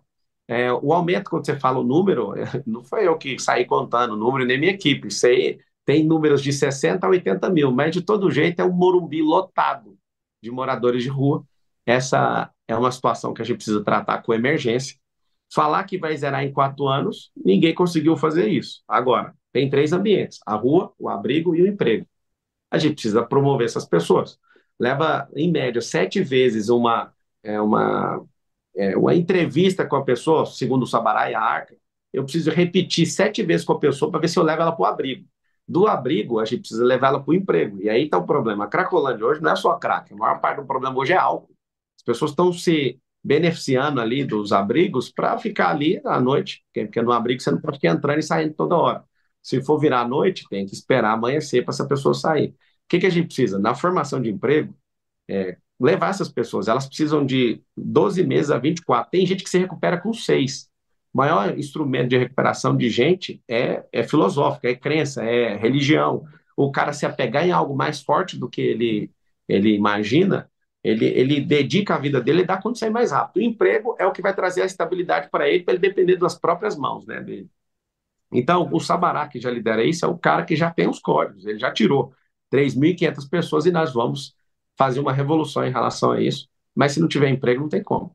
Tem que gerar emprego. E Então não tem alguns como de vocês prometer que isso, não tem como prometer isso em 4 anos, que foi justamente o Abre, né? Então não tem. Vai ser uma tentativa de retirar essas pessoas da rua com vários tentativa modos, não, como o senhor falou. nós vamos reduzir drasticamente. O Sabará assistiu, quase que zeraram a Cracolândia, mas tem um interesse público por trás por causa desse 1 bilhão de Não reais. zeraram, É um né, assunto candidato? A gente absurdo. sabe que aquilo lá é um fluxo que vai e vem, eu acompanhei muito isso, inclusive o trabalho de Sabará, até mesmo esse número que o senhor fala de 3.500 pessoas, não há comprovação exatamente sobre A isso. comprovação pela agência de checagem. Isso aí está errado o que você falou, já foi comprovado. É por isso que eu uso o termo comprovadamente. Já foi De comprovado. 3.500 pessoas retiradas das ruas durante Sim, essa pela gestão. Arca. E que muitas vezes voltam, como a gente sabe que existe esse fluxo. Isso, Mas aí né? retirado e voltado não é a garantia eterna que a pessoa não vai voltar. Ela precisa de estar inserida numa comunidade forte onde ela vai continuar Vamos lá, prosperando. Fábio, vai lá, zeladoria. Vamos falar de outras coisas da cidade também que são caras ao eleitor. A pesquisa Datafolha apontou no primeiro semestre que 84% dos paulistanos apontam buracos, o problema de buracos na cidade, buracos nas ruas, né? Em seguida vem o lixo na rua, em 71%, queda de árvores, enfim. São os problemas mais citados pelos eleitores paulistanos. O seu plano é bem sucinto na parte de zeladoria, apesar dela estar um pouco presente em outros pontos do plano, a área específica de zeladoria é curta. E o senhor diz que vai combater o problema com tecnologia e cita o uso de câmeras pelos fiscais. Eu queria entender como as duas coisas se conectam. Se o problema, se na sua avaliação, o principal problema de zeladoria é de fiscalização. A questão das câmeras, a gente já viabilizou essa questão, não é nem criar, já tem. A gente vai colocar nos caminhões de lixo para fazer uma zeladoria com geolocalização, uma câmera 360 que vai pegar buraco no chão, vai registrar. Viu o buraco, já tem essa tecnologia. Poda de árvore, tá entrando na fiação, já vai registrar. Você imagina, usar um recurso que é o caminhão de lixo, que já está fazendo atividade 1, não precisa de um carro 2 para fazer isso, então um bom gestor, ele gasta menos, né? Ele olha para recursos disponíveis e coloca eles para funcionar. Então a gente vai olhar a questão de limpeza da cidade, calçada, poda de árvore e buraco na rua. Tudo com o quê? Com tecnologia. Isso, a tecnologia vai mapear, já dá a geolocalização em que é uma fila de trabalho. Inclusive, como eu fui atendente de call center, nós vamos tratar o cidadão de São Paulo como um cliente. Hoje, a pessoa sente que o Estado não está com ela, nem que serve ela. Eu quero criar um sistema de atendimento para a cidade de São Paulo que a pessoa reclame e tem um prazo para responder. E hoje a pessoa é ignorada, como se o Estado fosse uma fortaleza e não fosse o garçom da vida dela. Então, a gente vai mapear essa cidade inteira nisso, usando o caminhão de lixo, para você ter uma ideia. Pablo, você está propondo aumentar o número de subprefeituras de 32 para 96, para ter uma em cada distrito. Isso significa triplicar o número de funcionários, de contratos, de equipamentos.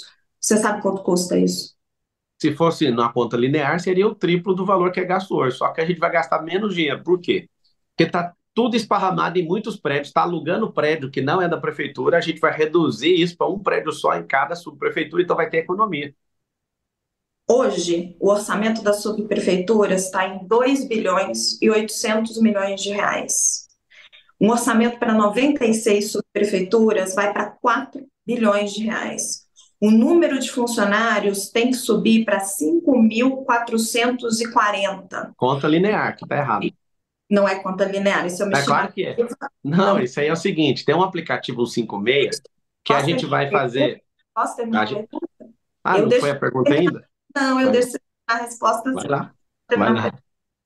O subprefeito é uma indicação do prefeito, mas ele tem muita influência do vereador. Você que é um cara antissistema, está propondo a criação aí de 64 cargos sensíveis a indicações políticas. Por quê? É o seguinte, hoje, do jeito que está, pergunta para o povo. E essa é uma ideia do povo, tá? Tem a prefeitura perto de casa. Nos 96 distritos, a pessoa ela precisa de ir num lugar e fala, agora vai no outro prédio, agora vai nesse. Porque você não entendeu a inteligência desse investimento. E você não pode dizer o que eu entendi ou o que eu não entendi, Pablo. Aí você está querendo ler dentro da minha cabeça, né? Se você ficar menos hostil, talvez você entenda melhor. Você que não pode tirar essa conclusão por mim. Mas aqui não é um debate, aqui é uma entrevista. Então, assim, se você faz sua pergunta, eu faço a resposta, eu te pergunto algumas coisas, a gente vai seguir na nobreza, senão a gente vai partir para a baixaria desse jeito. Seguindo na nobreza. Vamos lá. A conclusão por mim. Pode seguir a resposta. Então, tá bom, obrigado. A questão é o seguinte, se for repetir o modelo fracassado do Ricardo Nunes, que é o atual ex-prefeito, a gente vai aumentar de forma drástica. Quando eu te falei a conta linear, o que é a conta linear? A conta linear é pegar um número e só multiplicar ele por 2, né?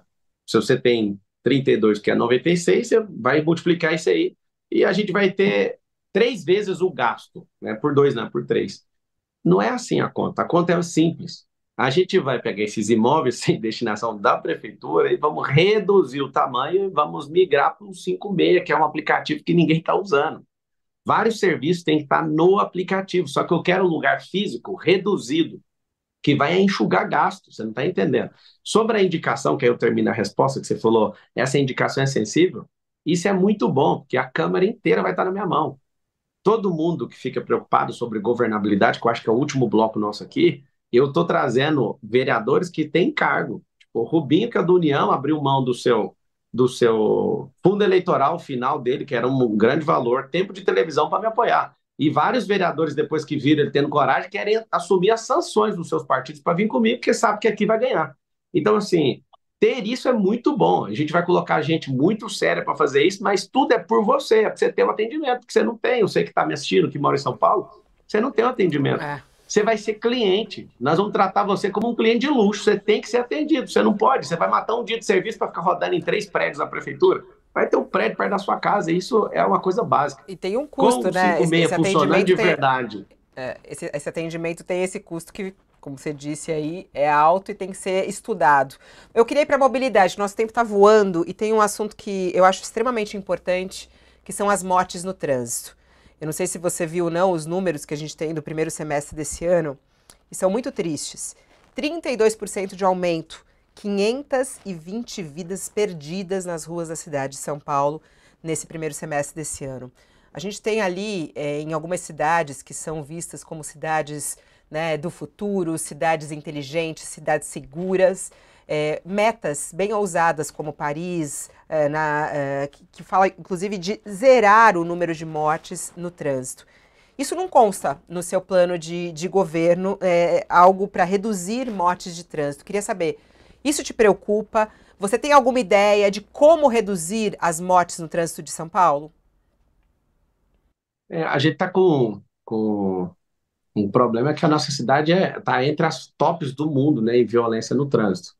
Lembra que eu falei sobre o ensino de inteligência emocional? A gente tem violência no trânsito e essa violência tem a ver com a pessoa não saber dialogar. A gente tem uma violência no trânsito. Eu vi aí esses dias um cara numa Porsche matou o outro atropelado porque quebrou o retrovisor. As pessoas estão perdendo a noção do que é a vida, do que é o respeito, do que é a segurança.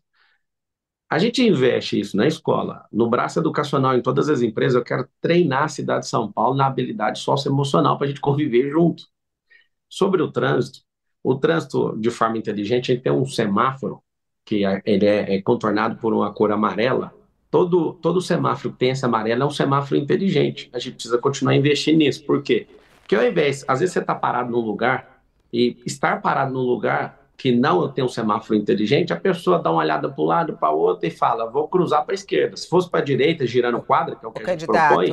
Só olhando nessas cidades, e eu já estudei profundamente isso, e também conversando com vários especialistas, o caminho mais eficaz e talvez um dos principais é a redução de velocidade. A gente teve mudanças aqui em São Paulo, por exemplo, com a chegada do Dória como prefeito, né? O Acelera São Paulo, não sei se você lembra. Ele aumentou a velocidade nas marginais. O senhor pretende reduzir? O senhor pretende... Não vai reduzir. Não vai reduzir velocidade. Na cidade de São Paulo, o senhor pretende reduzir a velocidade em alguns lugares? Nessas cidades que eu citei aqui, nós temos ali velocidade máxima de 30 km por hora.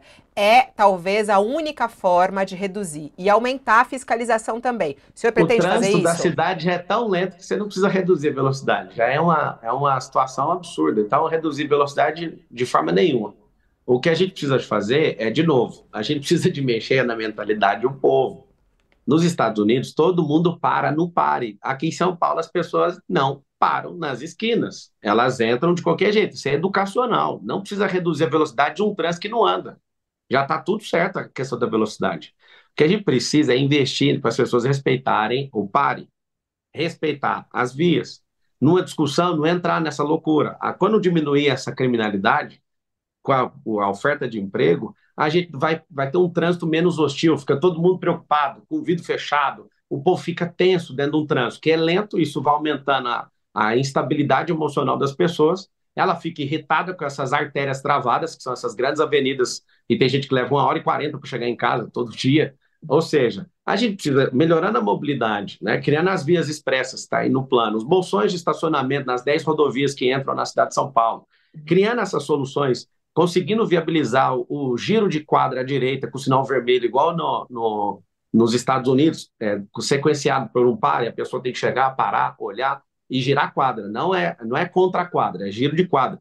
A gente vai aumentar a velocidade. Se a gente conseguir ter o Pablo Marçal como prefeito, 28 lá na urna, você já sabe o número, você vai ter uma possibilidade de ter emprego perto da sua casa, na Ô, periferia. candidato, O que vai diminuir? Vai diminuir o problema de mobilidade, que é o quê? Esse caos, essas artérias todas travadas na cidade de São Paulo. Candidato, deixa eu entender um ponto, conectando as duas coisas com outro ponto do seu plano de governo, que é, o senhor fala de acabar com a indústria das multas, que as multas são feitas, o sistema de multas que é feito só para arrecadar dinheiro e tal. A cidade de São Paulo tem hoje 877 radares. Como é que se coaduna a ideia de diminuir o número de radares, e aqui uma pergunta, se a ideia é diminuir o número de radares, e fazer com que as pessoas sigam mais a regra de trânsito? É factível isso? Imaginar que com menos fiscalização eletrônica as pessoas vão parar menos no sinal, vão respeitar mais a velocidade máxima e se A vai única matar menos coisa, gente? Fábio, que pode mudar um povo é a educação. Ficar só fazendo 4 milhões, salvo engano, é 4 milhões todos os dias de multa, só está tirando o dinheiro do trabalhador. Eu acho isso injusto. Eu não falei de diminuir radar. Os radares podem continuar, mas a gente tem que abrir um período de conscientização, porque eu conseguindo ser prefeito, vocês me deram essa chance, votando no 28, no dia 6 de outubro, o dia da vingança. Nós vamos tirar esse consórcio comunista do Brasil aí, esses 4 outros candidatos. Depois do último debate, a gente conseguiu aí a baixa da Atena, ele vai sair, tá construindo um storytelling para isso, fica aí de primeira mão. O que a gente vai fazer? A gente precisa reeducar o povo para usar o trânsito. Não Mas vamos... e em curto prazo? Reduzir a mortalidade em curto prazo? Tem que treinar. Deixa eu te falar. O braço educacional já vai começar no dia 1º de janeiro. Eu vou terminar Mas o ele efeito antes de disso tirar não é longo? É claro, mas tem que começar. Ué. Se tivesse começado há 5 anos atrás, a gente estava tranquilo hoje. Não, Se tivesse concordo, começado há mas 10, eu digo para efeito mais rápido, para redução de o mortes. efeito mais rápido é falar com gente. Pegar essas multas e abrir um período e falar, ó, nós vamos fazer um processo educacional para você ver. Aí a gente abre esse processo educacional treinando o povo. Agora, vamos para cima. Deixa eu te explicar. Se não treinar um povo, não tem como mudar isso. E é um sistema viciante que o governante da cidade de hoje ama essa receita. É muito dinheiro que a receita de multa está gerando para a cidade. Só que as pessoas estão mudando. Se o caráter da multa tivesse mudando as pessoas, a gente teria uma redução das multas. Só que não, ela continua crescendo. Por que que é? Porque não tem o intuito de ter um trânsito melhor, é um intuito de arrecadação. Eu não sou contra a pessoa pagar multa, ela tem que pagar. Só que eu sou a favor da gente abrir um tempo de trégua para educar esse povo, desde pequeno na escola, os funcionários dentro das empresas, criar esse ambiente onde a gente vai treinar um povo para falar, pelo amor de Deus, respeito o pague. Por favor, aprenda inteligência emocional para você parar de brigar no trânsito. A gente tem um povo hoje, a gente tem mais homicídio no Brasil do que países que estão em guerra. A gente já chegou a ter 70 mil homicídios no ano. Você olha para o Japão, que é um povo que trabalha essa questão socioemocional, a gente tem 900 homicídios no Japão no ano. Eu vou girar aqui, mas né, esse assunto de mobilidade, assim, a educação é um dos pilares, né? Mas tem outras medidas aí muito importantes e que não estão aí. A educação, vamos para a conjuntura política, que cabe um pouco de tudo aqui para a gente amarrar essa sabatina. Raquel, começa, por favor. Candidato, o senhor disse no programa Roda Viva que o impeachment do ministro Alexandre de Moraes é uma questão do Senado, né? Porque cabe aos senadores decidir sobre esse assunto. Só que no sábado, o senhor vai estar o senhor disse que vai estar no evento, né, convocado ali pelo presidente Jair Bolsonaro, pelo ex-presidente Jair Bolsonaro, cuja bandeira é o impeachment do ministro Alexandre de Moraes. O senhor vai a esse evento? Essa é a principal bandeira, é a principal reivindicação. Por isso eu pergunto a opinião do senhor. O senhor é a favor do impeachment do ministro Alexandre de Moraes? Da onde que você tirou a que eu falei que eu vou? Eu vi pergunta sua no WhatsApp, eu nem te respondi, mas você está afirmando isso da onde? O senhor confirmou para os organizadores a sua presença. Negativo, nunca confirmei, é uma surpresa o 7 de setembro. Nunca confirmei, é uma surpresa. Dia 7 você vai saber. Não confirmei isso com ninguém, isso é uma inverdade que você acabou de falar. Ou então você não vai. Do jeito que vocês gostam de falar, fake news. Isso aí foi uma fake news. Você me perguntou no WhatsApp, eu não te respondi, para ninguém. É uma surpresa. A resposta é surpresa. Surpresa. Não precisa ficar ansiosa, Raquel, é surpresa.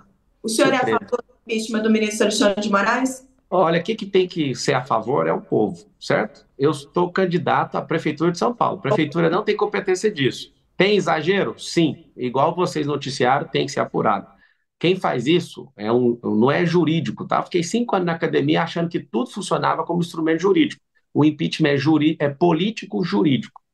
Se ele não for, se não tiver alguma situação em relação aos exageros, eu acredito que ele vai ter um problema muito grande. O que ele precisa de fazer? Ele precisa reconhecer esses erros. Falando agora para não criar uma ruptura, porque o impeachment cria uma ruptura absurda. Então, vocês precisam cobrar os senadores. São 81 senadores da República que precisam ser pressionados até a morte. Vou melhorar para não parecer que eu quero que matem eles. Eles têm que ser pressionados até o último respirar deles enquanto senadores da República. O senhor E precisam fazer isso. O senhor abraça várias bandeiras do bolsonarismo, mas o senhor poupa o ministro Alexandre de Pouco Moraes. não, ele tem que ser investigado. Nunca poupei. Isso é outra mentira sua. Raquel, isso é mentira. Não é É mentira. É Não é mentira. O senhor Não estou acabou, poupando. Falei que o ele tem que senhor ser investigado. O senhor acabou de Oi? se esquivar. O senhor acabou de se esquivar, de Não dizer esquivi, não. É porque vocês estão querendo. Sabe o que vocês estão querendo? não do impeachment do ministro. Não, eu vou te falar aqui que eu sou a favor dele ser investigado, e quem tem que fazer é o senador. É o Senado que faz isso. Você não vai pôr palavras na minha boca, Raquel. Você não tem habilidade para colocar palavras na minha boca. Não vai colocar. Qual é a opinião do Pablo Marçal? A opinião é simples, que seja investigado, que ele reconheça os erros, que a Folha de São Paulo mostrou que ele passou dos limites. Passou. A corte, então você quer uma opinião? Eu vou dar uma opinião, tá? Não coloque palavras na minha boca, tá bom? Seguinte, colocou sim. Você falou que eu ia, você falou que eu iria, você mentiu. Isso é mentira. Eu não menti. Mentiu. Você vai ter que ouvir a verdade agora. Você mentiu porque eu não dei essa declaração para ninguém. Eu não menti. Vamos lá, então. Mentiu. Eu vou... É o seguinte, deixa eu terminar, já que você provocou o assunto, para te mostrar que eu não tenho que curvar minha cabeça para ninguém aqui nessa república. O seguinte... Eu não menti. O que está acontecendo, você acabou de falar que eu confirmei, não confirmei isso para ninguém, em relação ao 7 de setembro. Tá bom? Vamos lá. Eu falei para todo mundo que é surpresa. Deixa eu responder, Raquel. Responde. Então, vamos lá. Certo, candidato. Vamos lá, para todo mundo saber. Não tem que curvar minha cabeça para ninguém. Só que vocês estão querendo me empurrar num problema. Vocês sabem que meu partido é frágil, que qualquer coisinha pode derrubar meu partido. Vocês estão loucos para ver isso, porque eu vou ganhar essa eleição. Não coloque palavras na minha boca. A Corte Suprema está politizada. Como um jurista, como alguém que é bacharel de direito, eu tenho uma declaração, já que você quer tanto a minha opinião. A Corte precisa recuar nessa questão política, devolver o ato fundamental do Congresso Nacional, que é a legislação.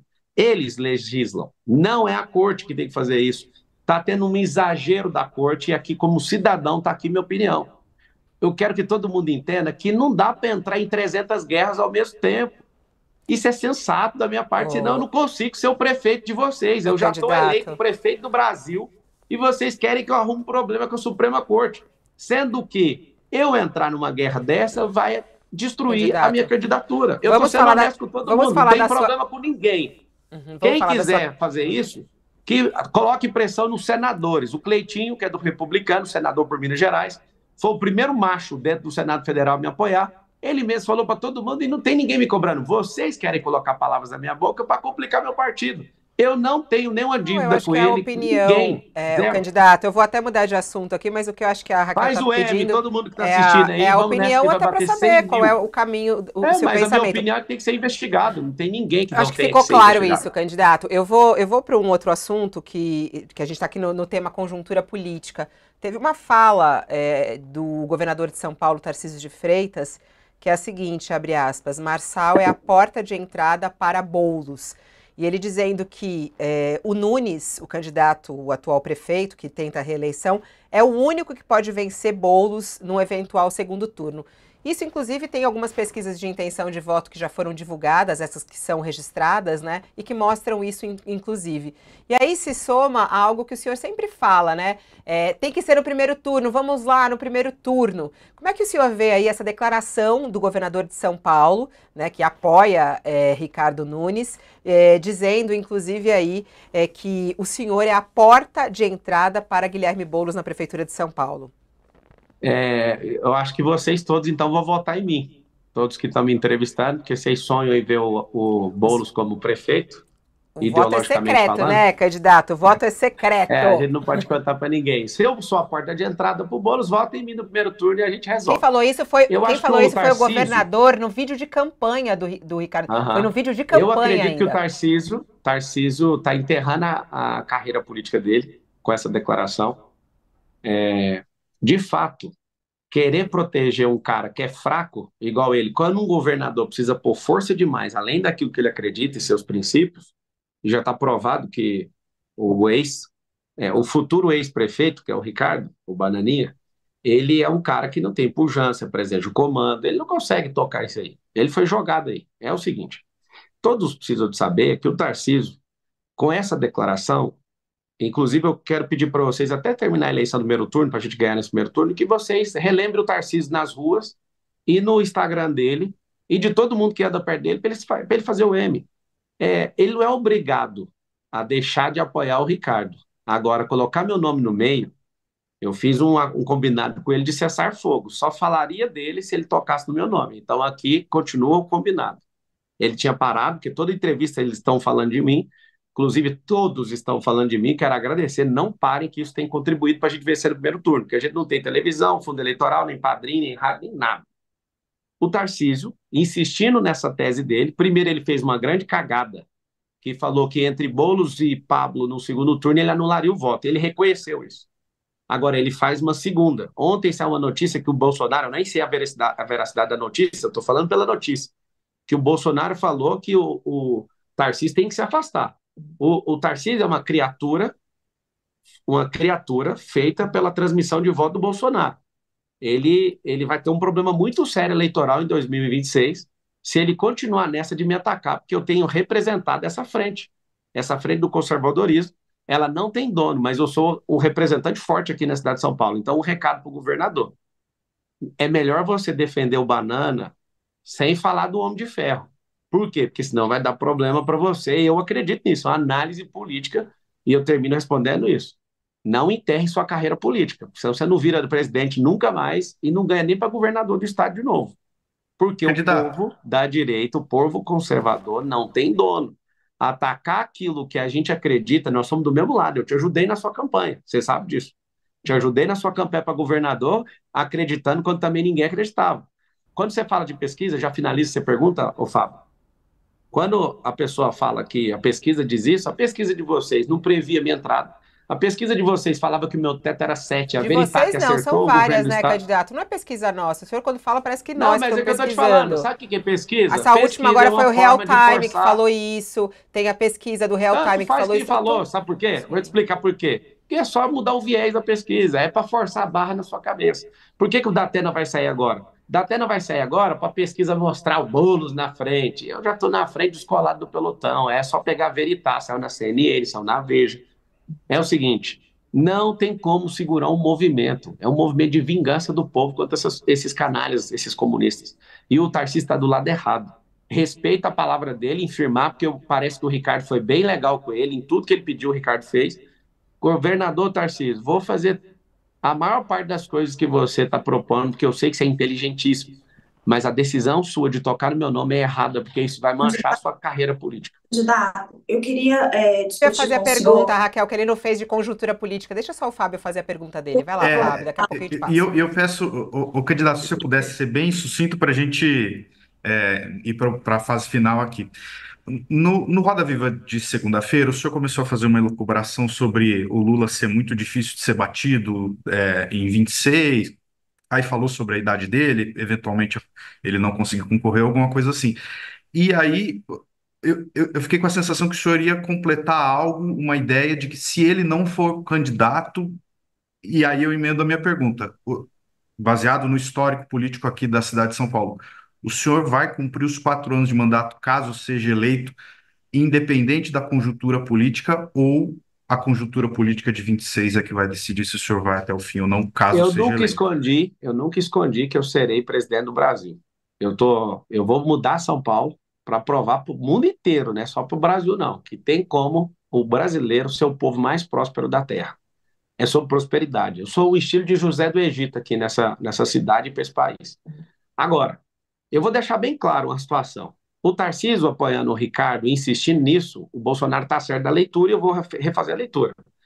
Sem Bolsonaro elegível, a gente tem um Tarcísio. A gente tem um Zema para vir de vice, que já pediu, tem bons governadores, o Ratinho, tem uma turma muito boa. Mas, se o Lula morrer, eu saio candidato a presidente do Brasil. Então, a única condição que eu vou colocar vai ser essa. Por quê? Eu acredito que o Bolsonaro ele vai voltar a ter elegibilidade, é remota, mas eu acredito, tinham 3 processos e ele conseguiu reverter um, falta 2. Vai ter que ter humildade para fazer isso, reconhecer erro, pegar alguma outro tipo de sanção e resolver. É assim que funciona. Eu acredito num plano brilhante. Em 2026, o Lula perdendo para o Bolsonaro, que aí vem uma revolta popular, de vamos devolver isso aqui, porque o governo do Lula hoje já fez um rombo fiscal em 24 meses, menos de 24 meses, de quê? Mais de 1 trilhão. Se ele repetir essa merda, ainda mais agora que ele trocou o presidente do Banco Central, ele vai baixar a taxa de juros e vai gastar como uma pessoa, um filho pródigo, que é o que ele está. Minha visão em relação ao Lula é que ele é o filho pródigo. Pegou a riqueza de um povo e está gastando tudo, que é a última chance dele. O que acontece? Se for o cenário perfeito, Bolsonaro presidente de novo, Tarcísio governador reeleito, parando de falar essas asneiras, Marçal na prefeitura de São Paulo e a tríplice coroa. Não funcionando nada disso, não tendo ninguém, eu já deixo para o povo de São Paulo saber. Com a morte do Lula, pode escrever assim na notícia. Se Lula morre, porque ninguém dura para sempre, eu viro candidato a presidente, porque nem Tarcísio vai dar conta, porque ele apoiou o cara errado, o Bolsonaro vai estar inelegível e eu quero servir o Brasil. Só nessa hipótese, tá bom? Faz o M todo mundo, batemos 100 mil aqui na UOL, tem que juntar todos os candidatos juntos para fazer isso. A gente está indo... Tem bem rapidinho, Raquel. Rapidinho. Tem vídeo circulando no senhor da internet falando sobre o dízimo.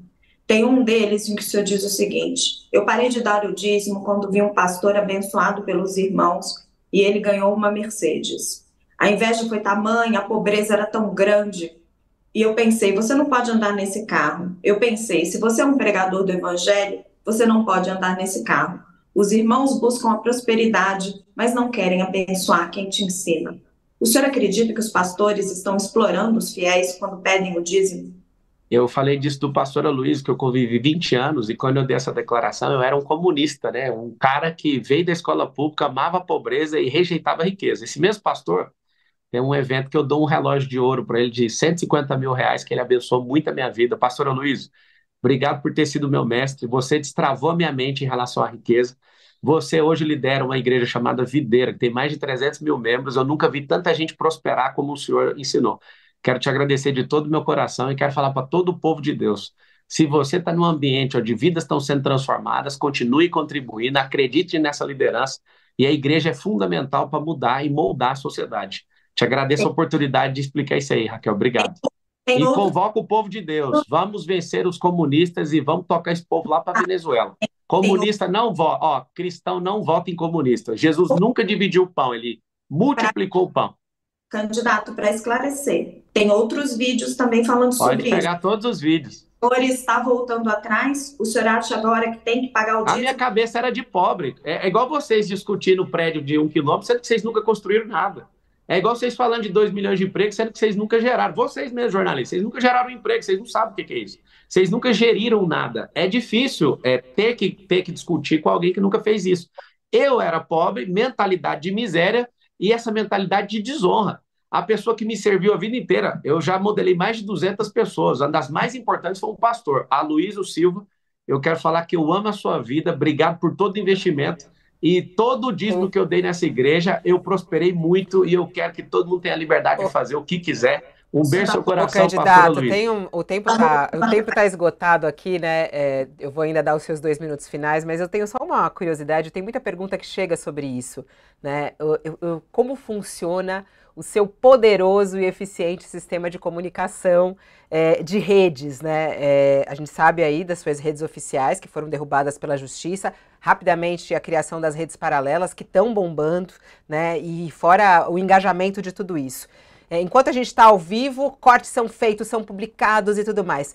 Eu gostaria de saber como é que é feita essa equipe. São voluntários? São contratados da sua campanha? Quantas pessoas atuam nessa sua poderosa rede de cortes e comunicação?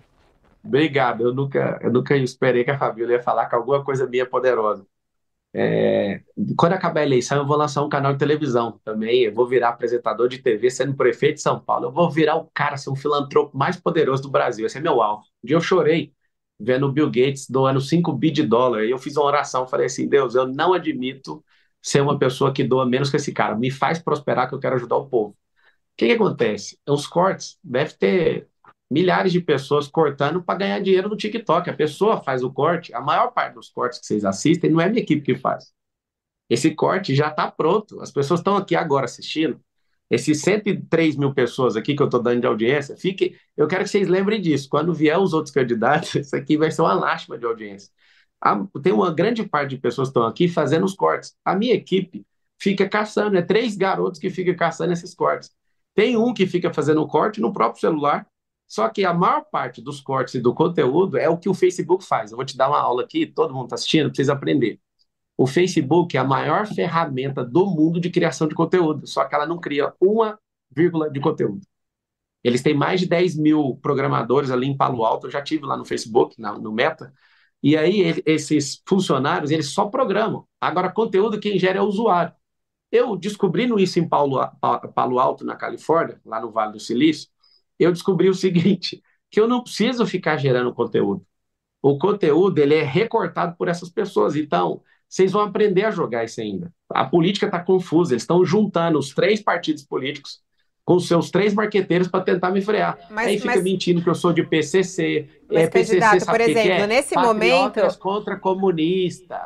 Candidato, não, eu quero saber mesmo a prática, porque o senhor falou agora, são 3 pessoas que fazem o corte para você. A gente O tá. corte é mais ficar buscando o corte que já está pronto. Enquanto a Eu gente mostro está ao ó, vivo vou aqui, você já mostrar. fez 10 cortes da nossa entrevista, né? No Instagram. Sim. Quer dizer, não foi você, foi a sua equipe. Então são 3 pessoas, esses são funcionários da sua equipe, é isso? Que estão Só trabalhando para na você sua campanha. entender. Sim, mas a maioria dos cortes, todo mundo está assistindo, os cortes eles entram. Eu vou abrir deixa eu ver se eu tenho TikTok Não, nesse mas é os celular que para estão vocês entenderem. publicados na sua rede agora, é o que está na sua Mas isso é rede. tão simples, é só pegar o CapCut. O Tá. cara que está postando está aqui do meu lado. Ó. O cara está bem aqui do meu lado, ele está sentado me assistindo, ele ouve, ele já vai lá, pega o pedaço e corta. E já pode. Posta. 2 minutos para Agora, o que você vai encerrar. decorrer ao longo do dia, É para eu explicar mais para vocês, eu tenho que vender a mentoria. Só que eu sou prefeito agora, eu vou parar até aqui. Porque candidato. isso aqui é o que me trouxe até aqui, sem dinheiro público, sem tempo de TV, sem tempo de rádio, sem padrinho político, só Deus e o povo. Agora, quer aprender mais, vai ter que comprar uma mentoria depois de 6 de outubro. Dois bom? minutos para encerrar, candidato. Seu recado final aí para a audiência. Obrigado, Raquel. É sempre muito bom falar com vocês, ao Haddad aí. Vou falar Fábio, que depois alguém vai fazer um corte falando que eu estou mandando abraço pro Tachad. Fabiola, foi muito bom. Eu acho que foi bem propositivo mesmo. Gostei, acho que essa pode ser considerada a melhor entrevista de propostas. Lá no Roda Viva, infelizmente, de 18 perguntas, 15 era só de baixaria, aí tem que levar, corte rápido, né? Mas eu agradeço ao povo de São Paulo. Eu não sou o melhor cara de São Paulo para ser prefeito dessa cidade, não. Deve ter 10 mil pessoas melhores que eu, mas não tem a coragem que eu tenho, não tem o desapego que eu tenho, não tem a inteligência emocional que eu tenho, não tem a capacidade de gestão que eu tenho. Em relação aos meus concorrentes, nenhum deles consegue vencer em absolutamente nada.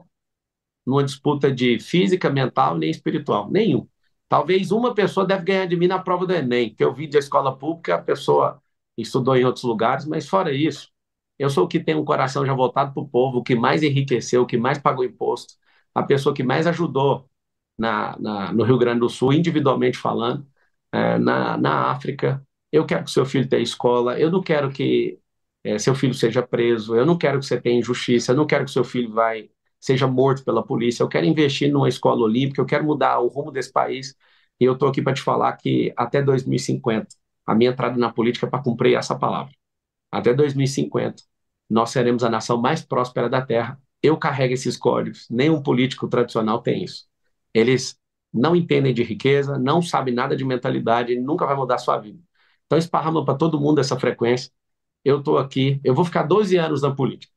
Depois eu vou sair e vou curtir a vida com a minha coroa, que é a minha esposa Ana Carolina, minha única namorada. Eu te amo, Carol. Obrigado pelo tranco que você está passando aí. A Carol quando ela me viu primeiro nas pesquisas, ela ficou muito mal, porque ela sabe que tudo que eu falo, acontece. E eu estou aqui para servir vocês. Eu sou servo seu, servo do povo. Essa animosidade com os jornalistas vai passar. É necessário que aconteça isso. Me perdoe quem não gosta do meu perfil, mas eu sou o único que pode ajudar a mudar a sua vida. Um beijo para todo mundo. Dia da Vingança, vote 28. Dia da Vingança é dia 6. Quero todo mundo aí. Quero agradecer muito a sua participação aqui. A gente ultrapassou bastante o tempo, mas acho que valeu a pena para a gente entender um pouco mais quais são os seus objetivos. Muito obrigada e até uma próxima oportunidade, candidato. Dia da Vingança, dia 6 de outubro, vota no 28. Vou abrir uma live agora, hein, gente, no Instagram. Pablo Marçal por SP. Agora no Instagram. Tchau, Raquel. Obrigada. Tchau, Fábio. Valeu, muito gente. Obrigada. Até amanhã. Bom, a gente encerra aqui a nossa primeira sabatina, como nós prometemos, dividida aí em assuntos, para que a gente possa entender quais são os objetivos das pessoas que querem comandar essa cidade. Fique agora com o All News, nosso programa e análise de tudo que Pablo Marçal falou aqui com Josias de Souza e também com Thales Faria, para que a gente possa refletir a respeito das falas de Pablo Marçal. Lembrando que amanhã é dia de ouvir aqui, nesse mesmo horário, a candidata Tabata Amaral será sabatinada também por mim, Raquel e também pelo Fábio. Muito obrigada pela sua audiência, pela sua companhia. Continue conosco. Voltamos em instantes com o All News ao vivo.